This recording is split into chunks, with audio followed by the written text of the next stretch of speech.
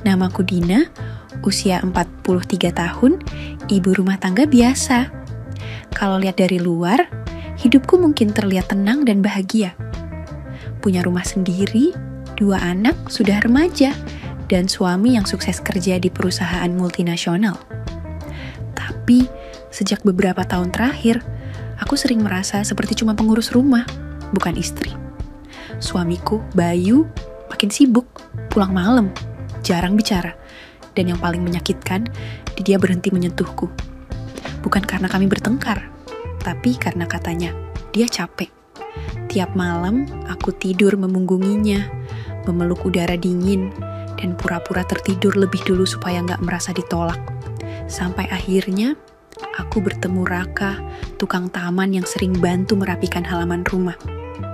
Usianya 35, kulitnya kecoklatan, badannya kekar, dan senyumnya, senyum itu bisa bikin dada bergetar. Awalnya cuma basa-basi soal tanaman, sampai lama-lama aku mulai menanti-nanti kehadirannya setiap seminggu sekali. Hari itu, Raka datang saat hujan baru saja reda. Aku membuatkan teh, dan dia terduduk di teras. "Bu Dina, kelihatan beda hari ini, wajahnya lebih cerah," katanya sambil tersenyum.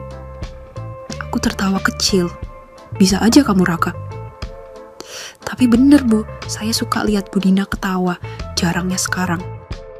Aku diam, mataku menatap rinai hujan yang menetes dari ujung genteng. Suara hujan seolah membasuh sepi yang mengendap di hati. "Bu Dina." Kalau saya bilang saya kangen, salah nggak?" Aku menoleh, matanya tak main-main, dan untuk pertama kalinya dalam bertahun-tahun, aku merasa diinginkan. Sejak percakapan itu, suasana di rumah terasa beda setiap Raka datang. Aku, yang dulunya selalu pakai daster lusuh, mulai memperhatikan penampilan. Bukan dandan berlebihan, tapi cukup untuk merasa cantik lagi. Kadang, sengaja pakai blus yang agak ketat, kadang celana legging yang sedikit membentuk lekuk tubuh. Aku tahu, Raka melihat dan aku menikmatinya. Aku mulai suka duduk di teras, pura-pura baca buku, sambil mengamati dia bekerja di halaman. Otot lengannya menegang saat dia mengangkat pot besar. Bajunya kadang basah oleh keringat, menempel di punggung dan dada. Aku pura-pura tak peduli, padahal dalam hati, "Bu Dina, tanamannya kayaknya butuh ganti tanah nih, udah padat banget," katanya suatu siang. Aku berdiri dan menghampiri agak terlalu dekat. "Kalau begitu kamu bantuin ya?" Dia menatapku lama, pandangannya turun ke leherku, lalu cepat-cepat dialihkan, tapi aku tahu, aku bisa merasakannya. "Ada yang salah?" tanyaku pelan. Raka geleng, sedikit gugup. "Enggak, Bu, cuma Bu Dina makin cantik aja hari ini." Aku menahan senyum. "Kamu selalu bilang begitu tiap minggu, Raka." Dia tertawa kecil, tapi tawanya ada getaran aneh. Ada jeda, ada hasrat yang sama-sama kami sembunyikan, tapi perlahan-lahan merayap keluar. Sore itu, hujan turun tiba-tiba, Raka belum selesai bekerja, aku memanggilnya masuk ke dalam. "Kamu bisa lanjutin besok aja, gak usah pulang kehujanan," kataku. Dia ragu, tapi akhirnya masuk. Duduk di ruang tamu, baju basah, nafasnya masih tersengal. Aku menyodorkan handuk dan menyuruhnya ganti baju. Aku ambilkan kaos suamiku yang kebesaran. Saat dia kembali dari kamar mandi, aku terdiam. Dia terlihat berbeda. Kaos itu menggantung di tubuhnya, sedikit longgar, tapi malah menonjolkan bahunya yang bidang. Aku menatapnya terlalu lama. Mungkin karena dia mendekat dan kali ini tidak ada yang menolak. Hari itu aku pulang dari minimarket lebih awal dan tanpa sengaja melihat suamiku duduk di warung kopi, tertawa renyah bersama seorang wanita muda, bukan rekan kerja, bukan sepupu. Dari caranya menggenggam tangan si wanita di bawah meja, aku tahu ini bukan pertemuan biasa. Dadaku sesak, tapi tidak marah, hanya kecewa, sakit, iya. Tapi lebih dari itu, aku merasa bebas. Malam itu, aku tidak menangis. Aku duduk di depan cermin, memandangi wajahku.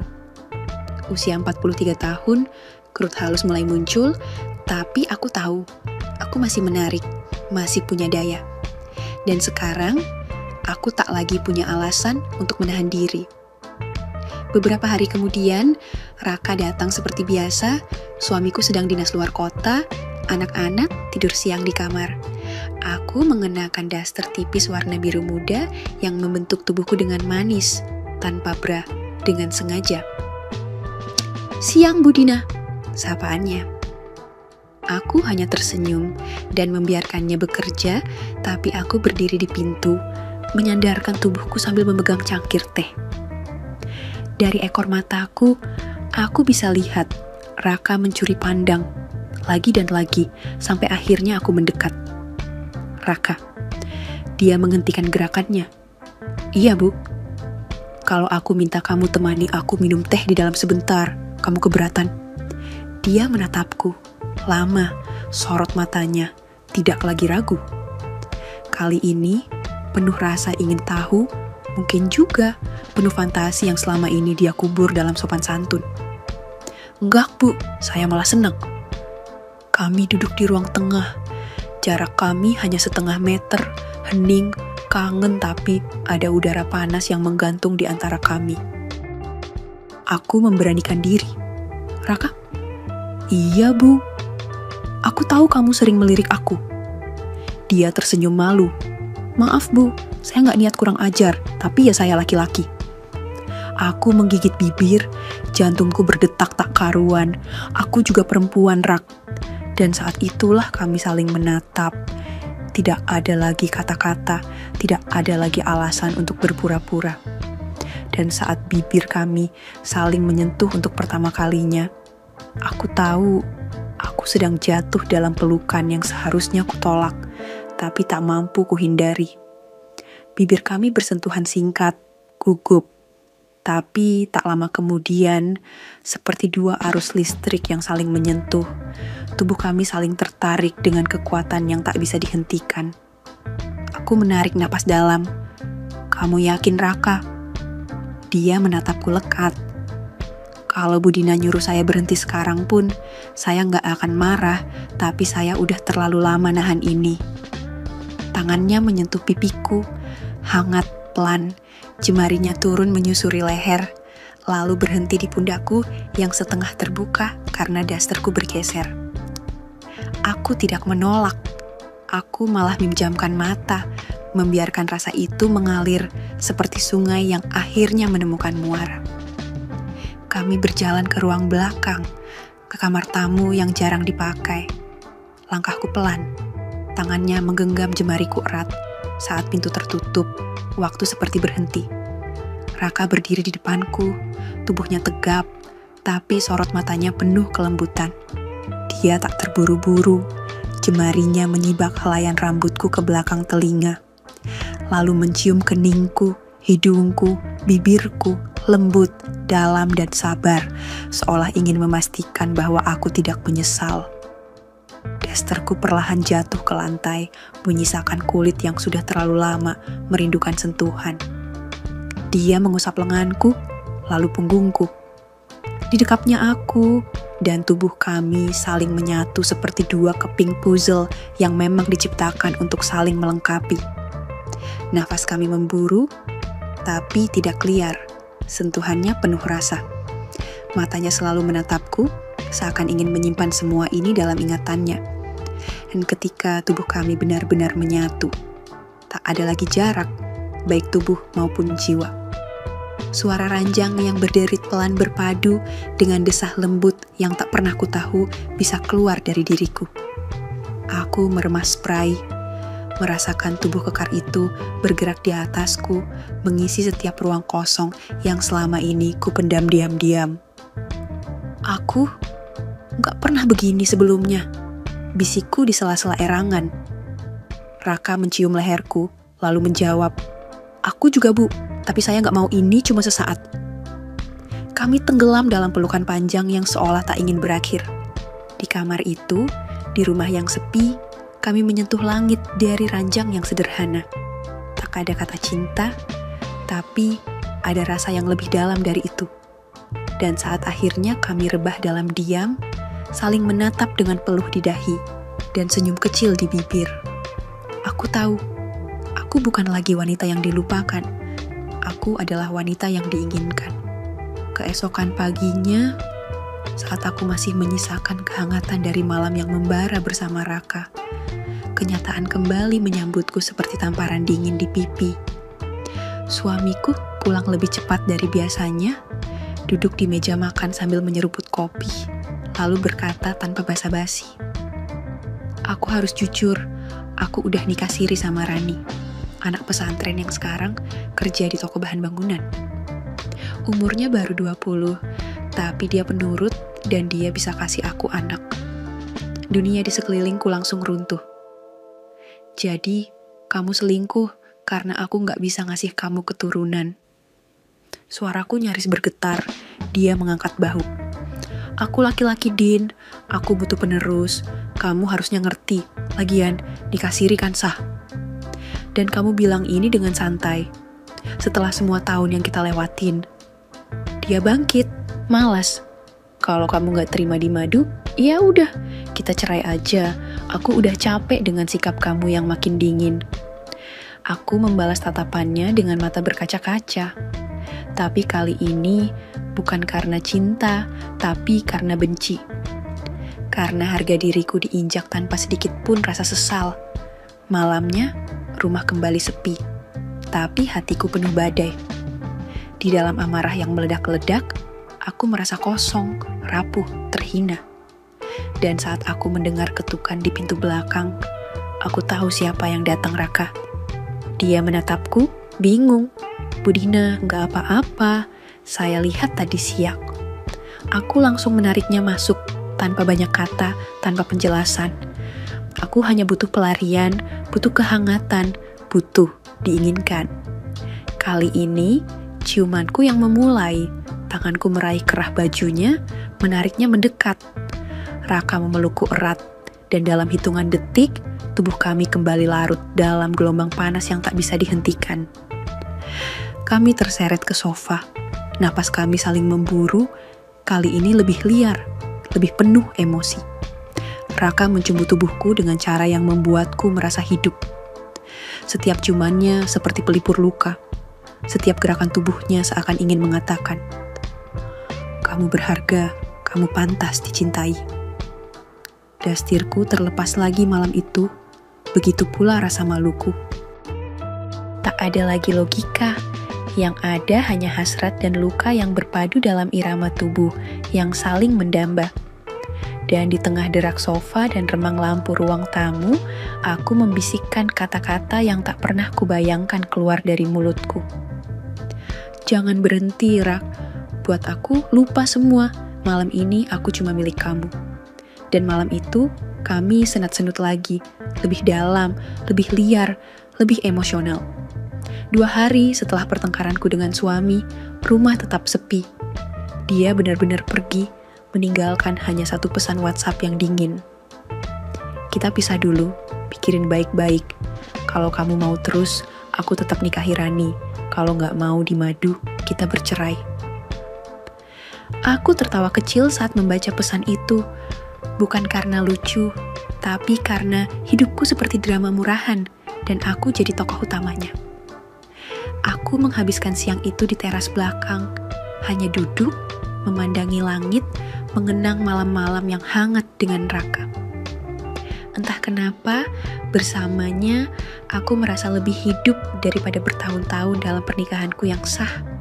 Tapi senja itu, segalanya berubah. Seseorang datang ke rumah, seorang gadis muda, berjilbab anggun, tapi ada aura canggung di matanya. Aku mengenalnya dari foto-foto yang dikirim suamiku dulu. "Permisi ibu, saya Rani." Suaranya pelan. "Maaf saya, istri mudanya Mas Budi." Darahku mendidih, tapi aku menahan diri. "Ada perlu apa, Rani?" Dia menunduk. "Saya cuma mau minta maaf, saya nggak tahu ibu belum siap.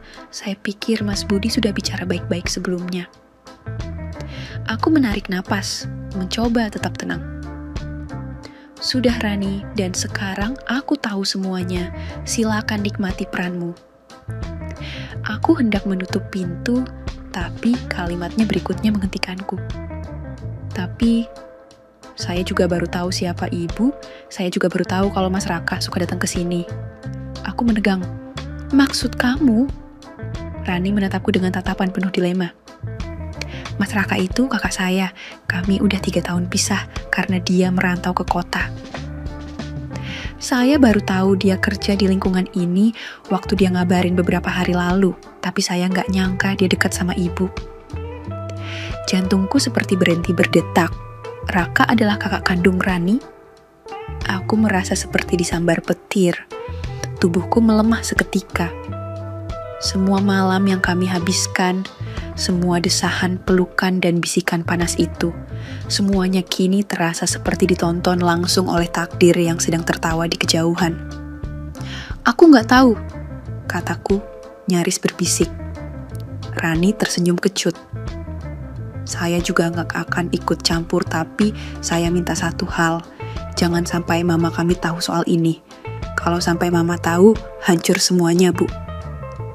Dia membungkuk pelan dan berlalu, meninggalkanku di ambang pintu yang kini terasa lebih berat dari biasanya. Malam itu, aku duduk sendirian di ruang tamu, lampu remang, udara dingin, dan pikiranku penuh dengan wajah Raka. Lalu, pintu belakang diketuk lagi, dan kali ini aku tahu siapa yang datang. Malam mulai larut, hujan gerimis turun, menambah sunyi dan sendu di dalam rumah. Aku belum juga bangkit dari sofa, masih memikirkan semuanya, tentang suamiku, tentang Rani, dan tentu saja tentang Raka. Lalu pintu belakang diketuk, lembut, pelan, tapi cukup membuat jantungku berdegup. Aku membuka pintu dan di sana berdiri Raka, basah kuyup, jaket kerjanya basah terkena gerimis, dan wajahnya, entah kenapa, penuh luka yang tak terucap. "Budina," suaranya serak. "Saya cuman mau cerita, gak enak nahan sendiri." Aku membiarkannya masuk, ia duduk di sofa, diam sejenak, lalu berkata pelan. "Ternyata, istri saya di kampung juga selingkuh, sama Pak Kades, udah hampir setahun. Saya baru tahu kemarin." Aku menatapnya, terdiam. Saya kerja banting tulang di kota, kirim uang tiap bulan, ternyata dia lebih milih yang dekat dan bisa ajak dia jalan tiap sore. Lanjutnya, getir. Aku bergeser, mendekat pelan, tanganku menyentuh lengannya. "Raka, kamu gak sendiri." Matanya menatapku, dalam, lelah dan penuh rindu, seperti ingin berkata sesuatu tapi tak sanggup. Aku yang memulai kali ini, meraih wajahnya, menyentuh pipinya yang basah hujan. "Malam ini, biar aku yang jadi pelipur lukamu." Dia tak menjawab, tapi napasnya mulai berat saat bibirku mendekat. Kami saling mencari, saling mendekap, saling melepas luka dalam pelukan yang semakin erat. Aku menariknya pelan ke kamarku, tempat yang sebelumnya hanya penuh kesepian. Kini menjadi ruang pengakuan dua hati yang patah dan saling menguatkan. Dasterku perlahan melorot, disentuh jemarinya yang besar dan hangat. Kali ini bukan hanya soal nafsu, tapi juga soal penghiburan, soal pelarian, soal kebutuhan untuk merasa dicintai. Raka mencumbu tubuhku seperti seseorang yang ingin melupakan segalanya. Aku membalasnya dengan pelukan yang seolah berkata, "Aku tahu sakitmu, dan aku akan menenangkannya malam ini." Tubuh kami kembali bersatu, tapi kali ini tidak terburu-buru. Tak hanya memburu kenikmatan, tapi juga ketenangan. Ritme kami pelan, dalam, penuh perasaan, peluh campur bisikan lirih, deru napas menyatu dengan rintik hujan yang masih turun di luar sana. Dan di tengah pelukan kami yang erat, aku membisikkan, "Kalau kamu butuh rumah untuk hatimu, aku di sini, Rak." 2 tahun berlalu sejak malam itu. Malam ketika aku dan Raka, dalam pelukan dan peluh yang penuh keyakinan, memutuskan untuk berhenti bersembunyi di balik rasa bersalah. Aku resmi diceraikan oleh suamiku. Tak ada air mata saat surat cerai itu ditandatangani. Hanya ada kelegaan dan senyum tipis dari dua orang dewasa yang akhirnya mengakui kita sudah tak lagi saling memiliki sejak lama. Dan Raka, dia menepati janjinya. Kami menikah secara sah dan sederhana, tanpa pesta megah, tapi dengan hati yang penuh. Pernikahan kami mungkin tak sempurna menurut banyak orang, tapi bagiku ini adalah jawaban dari doa-doa yang dulu kubisikkan sambil menahan tangis. Kami tetap tinggal di rumah yang sama, rumah besar peninggalan keluarga suamiku dulu. Tapi kini, dinding-dinding rumah itu tidak lagi sunyi dan dingin. Di salah satu sisi rumah, aku dan Raka membangun kehidupan baru kami. Di sisi lain, suamiku dan Rani juga hidup dengan tenang. Akhirnya, Rani pun hamil dan melahirkan anak laki-laki yang sehat dan lucu. Yang lebih mengejutkan, aku pun bisa hamil. Setelah sekian tahun divonis mandul, ternyata kebahagiaan dan ketulusan bisa membuka pintu rezeki. Anakku kini sudah berusia 1 tahun. Ia tumbuh ceria, menjadi pengikat cinta kami yang dulunya sempat tersembunyi. Kadang, kami berempat duduk di teras yang sama. Aku, Raka, Rani, dan suamiku yang kini mantan. Kami saling berbagi tawa, mengurus anak masing-masing, dan hidup berdampingan dalam bentuk yang mungkin tidak lazim bagi orang lain. Tapi kami menemukan kedamaian di situ, dan dari semua yang kulalui, aku belajar satu hal besar. Cinta sejati tidak selalu datang pada waktu yang tepat, tapi ketika ia hadir, ia akan mengajarkan bahwa kejujuran, keberanian, dan niat yang baik bisa menyembuhkan luka terdalam sekalipun. Tak semua yang dimulai dengan dosa harus berakhir dalam penyesalan. Selama ada keberanian untuk memperbaiki, setiap hati berhak menemukan rumahnya sendiri. Tamat. Oke, segitu dulu untuk kali ini dan semoga kalian, bosku semua terhibur hari ini ya. Sekali lagi, tidak pernah lupa, Mimin ingin mengingatkan bahwa tidak ada maksud untuk merusak moral. Tapi di sini, kami selaku admin channel Mayem hanya berbagi pengalaman dari viewer saja yang tentu saja tidak untuk ditiru. Terima kasih sudah mau mendengarkan kisah nyata ini. Ambil baiknya dan buang buruknya dari cerita kisah ini. Semoga hal seperti ini tidak terjadi kepada kita semua bosku. Dan semoga kita semua dilindungi dari mara bahaya. Amin ya Rabbal Alamin. Terima kasih dan sampai jumpa di cerita selanjutnya. Jangan lupa like, komen, share, dan subscribe. Oh iya, kira-kira kalian semua bosku yang terhormat kepengen kisah-kisah yang seperti apa lagi nih?